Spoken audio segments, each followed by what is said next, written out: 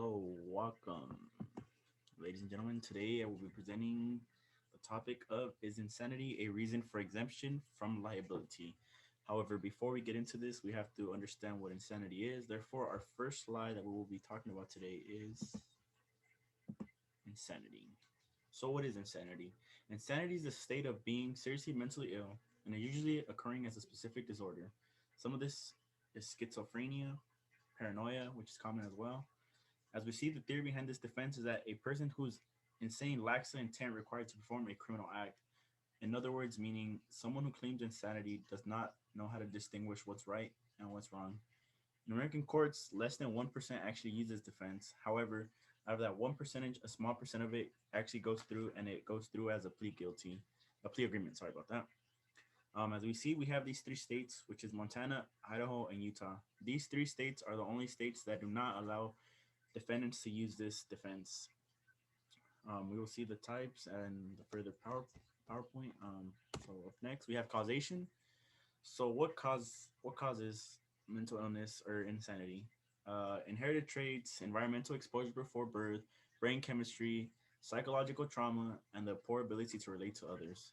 As we go in depth in each one, inherited traits meaning mental illness is more common in people whose blood relatives also have mental illness. Certain genetics increase your risk of developing mental illness, and your life situation may trigger it. When we go into environmental exposure before birth, meaning exposure to environmental stressors such as inflammatory conditions, toxins, alcohol, or drugs while in the womb can sometimes be linked to mental illness. Third one being brain chemistry.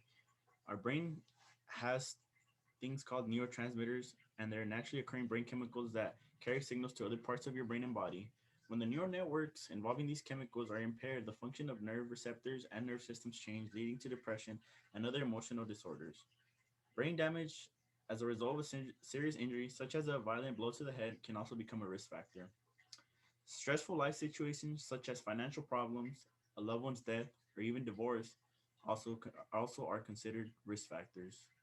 When we look at psychological trauma, traumatic experiences such as military combat or assault, a childhood history of abuse and neglection also follow as risk factors. Lastly, the poor ability to relate to others, leaving people into loneliness and sorrow, also pushes them to become mentally impaired. So when we look at the insanity defense, there's four types. We have the most popular one, which is used throughout 50% of American states, which is the McNaughton rule. Secondly, being irresistible impulse. Thirdly, substantial capacity. And lastly, we have the Durham. When we break each one down, the first one, this defense requires two elements. First, the defendant must be suffering from a mental defect at the time he or she commits a criminal act. The mental defect can be called a defective reason or a disease of the mind, depending on the jurisdiction, of course. Secondly, the trader of fact must find that because of the mental defect, the defendant did not know either the nature and quality of the criminal act or that the act was wrong. A good example of this is a mother drowning her five children and then calling 911 to let them know that her children are dead. After police arrive at the scene, she tells them that the only reason she killed them is because she wanted them to leave this cruel world and enter the heavenly gates. We see here that she uses this defense because although she believes it's right, we all know that this is wrong. This the McNaughton, like I said earlier, is one of the most popular ones and is used all over America when people claim insanity. Secondly, we have irresistible impulse, which is two elements are required for this one as well. One being that the defendant must be mentally defective, disease of the mind. The second element adds the concept of free choice. If the defendant cannot control his or her conduct because of the mental defect or disease, the defendant conduct is excused, even if the defendant understands that the conduct is wrong. So this pretty much means that the impulse it happens out of nowhere. Thirdly, substantial capacity. The substantial capacity is tested as follows. A person is not responsible for criminal conduct if at the time of such conduct, as a result of mental disease or defendant, he lacks substantial capacity either to appreciate the criminality of wrongfulness or his conduct to conform his conduct to the requirements of law. Meaning at the time that the defendant does this, he is not able to distinguish or tell what he is doing is wrong due to his mental illness. Lastly, Durham, which is the most common one, it pretty much states that the second element has to do with causation. If the criminal conduct is caused by mental disease or defect, then the conduct should be excused under circumstances. When we go on to the next slide, I selected mass shooters because mass shooters often use the insanity defense. I personally believe that insanity defense for mass shooters doesn't mean they should not be charged with anything or should be charged with less of a degree. We see at the bottom right Nicholas Cruz, who pretty much stated for hours they have evidence against him against a Parkland school shooter that is so overwhelming to his case that it's in doubt that he did it. Um, he confessed for hours on video. Security cameras inside the school recorded him committing the carnage, and his defense team has constantly said that he wants to plead guilty and spend the rest of his life in jail, in prison, I mean, with no chance of parole.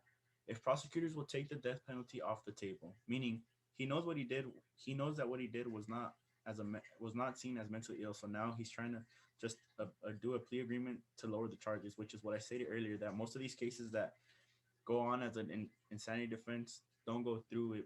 They usually end up doing a plea agreement to lower the prosecution. Lastly is the prevention. So how do people prevent this? Four ways: paying attention to warning signs, get routine medical care, get help when you need it, and lastly, take good care of yourself. When we go in depth into each one, the first one being paying attention to warning signs. Work with your doctor and therapist. Learn what might trigger symptoms. Make it plan so that you know what to do when the symptoms return. Contact the doctor or therapist if changes in symptoms are noticed, depending on how you feel. Consider involving family members to determine your warning signs. When we talk about getting routine medical care, don't neglect checkups, skip visits, or especially if you aren't feeling well. You may have new health problems that you're not aware of that need to be treated, or you may be experiencing side effects due to medication. Get help when needed. Medical conditions can be harder to treat if you wait until symptoms get bad. Long term maintenance treatment also may help prevent or relapse of symptoms. Lastly, taking good care of yourself is important. Sufficient sleep, healthy eating, and regular physical activity are important. Try to maintain a regular schedule. Talk to primary care providers if you're having trouble sleeping, and if you have any questions about diet and physical activity. Lastly, on my resources, which are these three on the screen, um, as I stated earlier, I don't believe that mental illness should be a reason for people not to get charged with anything.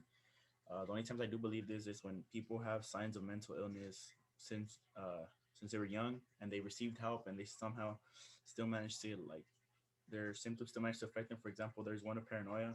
Obviously, people with paranoia suffer thinking other people are out to get them.